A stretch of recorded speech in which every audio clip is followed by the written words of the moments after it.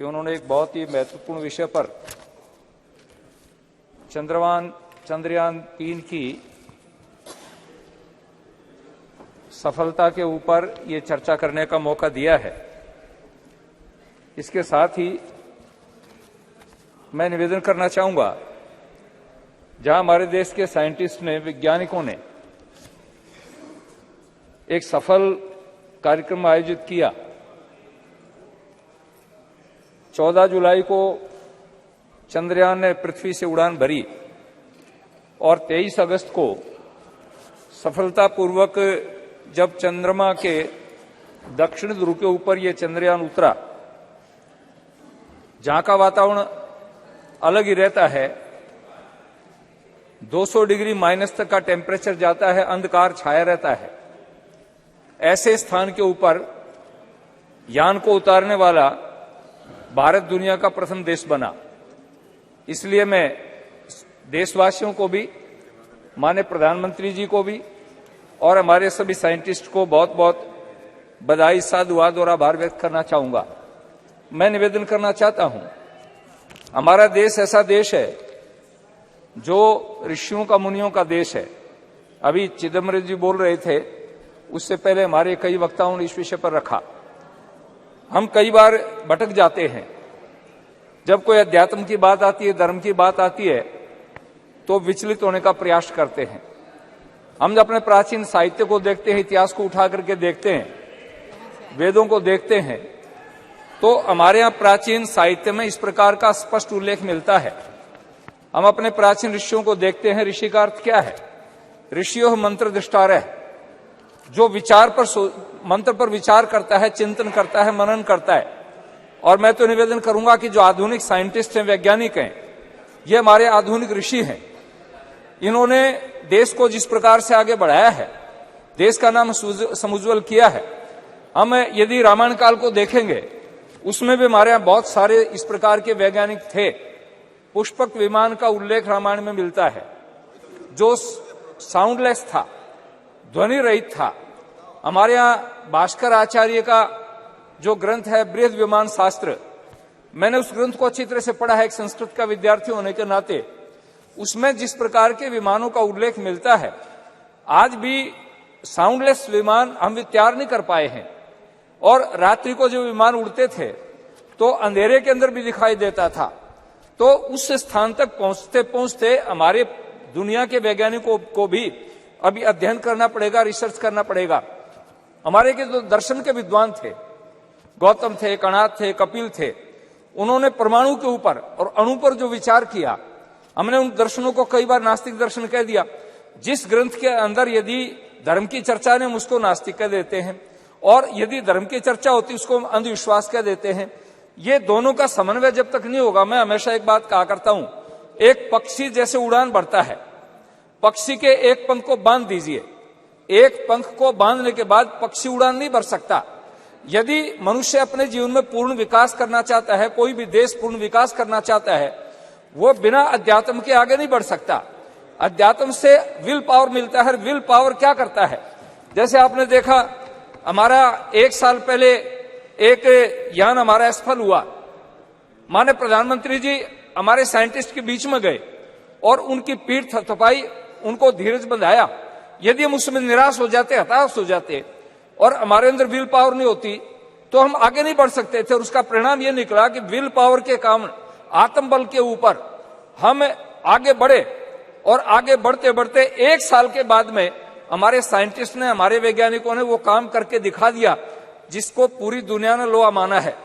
एक निवेदन मैं करना चाहूंगा, जहां हमारे साइंटिस्ट माने सोमनाथ जी की टीम ने काम किया, उसके साथ साथ में जो और भी लोग थे, जैसे प्राय मैं कई बार एक निवेदन किया करता हूं, गाड़ी है, कई करोड़ की गाड़ी है, लेकिन उसमें से अगर वाल्व का निकाल दिया जाए तो उसमें टायर में हवा नहीं ठहरेगी। तो उसमें लाखों करोड़ों रुपए का इंजन हो और साधन हो, यदि वाल्व की कीमत को हम नहीं समझेंगे तो वो गाड़ी चल नहीं सकती।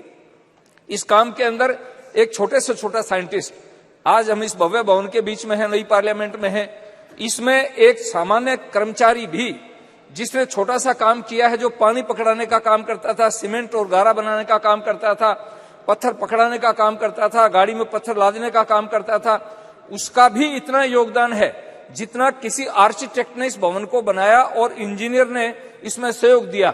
ठीक इसी प्रकार इससे हमारा जो ये यान चंद्रमा पर पहुंचा, उस चंद्रमा पर पहुंचने तक यान में जितने लोगों का सहयोग रहा है, एक सामान्य कर्मचारी जो उनकी टीम के अंदर काम करता था वो उसमें भागीदारी था। तो मैं आपसे निवेदन करना चाहता हूं, हमारा देश तो इतना समृद्ध था, हमारी संस्कृति में स्पष्ट आता है एत देश प्रसूतस्य सकाशाद अग्रजन्मनः है स्वयं स्वयं चरित्रम शिक्षेरन पृथ्वी सर्वमानवाः।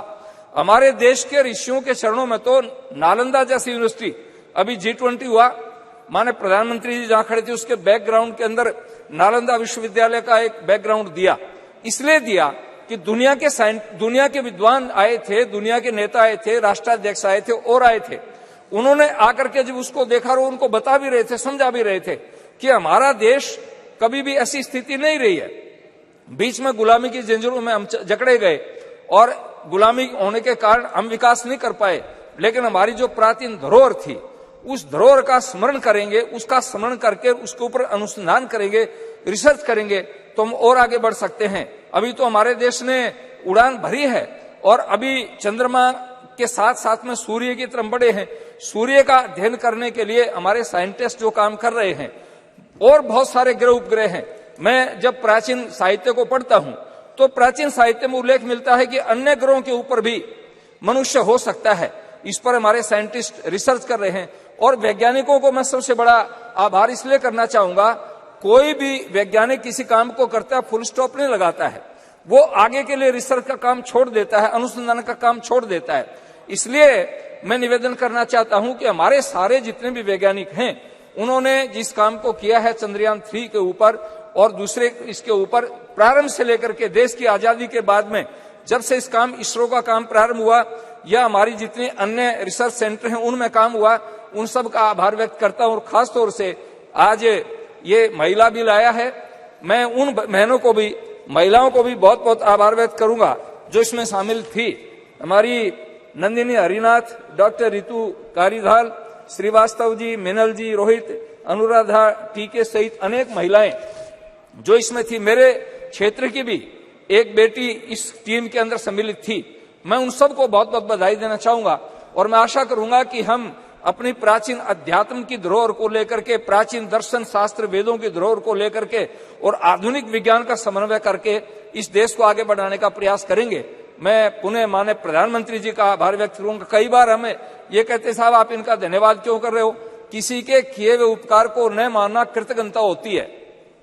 और हमारा शास्त्र कहता है कि दुनिया में सभी पापों का प्रायश्चित हो सकता है लेकिन कृतज्ञता का प्रायश्चित नहीं हो सकता। इसलिए हमें उन सभी लोगों के प्रति कृतज्ञ होना चाहिए जिन्होंने इसमें योगदान दिया है।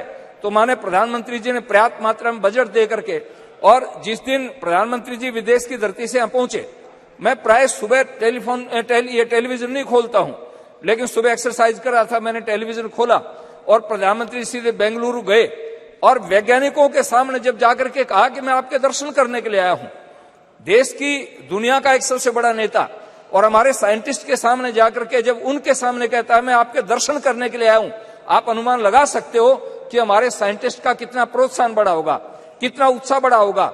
और उत्साह बढ़ने पर ही आदमी काम करता है। तो मैं पुनः माननीय प्रधानमंत्री जी का और हमारे सभी वैज्ञानिकों का बहुत बहुत आभार व्यक्त करता हूं और आशा करूंगा कि हमारा देश दुनिया की बुलंदियों को नापे और ये देश आगे बढ़ता चला जाए।